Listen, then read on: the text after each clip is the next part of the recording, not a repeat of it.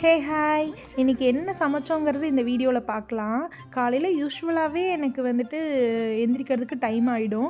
அதுலேயும் இன்றைக்கி என்னடா சமைக்கிறதுன்னு யோசிச்சே மணி 8 மணி ஆகிடுச்சு. இதுக்கு மேலே உட்காந்தா அவ்வளோதான்டா அப்படின்னு சொல்லிட்டு வேகமாக எந்திரிச்சு ஓட்ஸ் ரெடி பண்ணி எடுத்துகிட்டு போயிடலாம் அப்படின்னு சொல்லிட்டு ஓட்ஸ் தான் வந்துட்டு ப்ரிப்பேர் பண்ணிகிட்டு இருந்தேன்.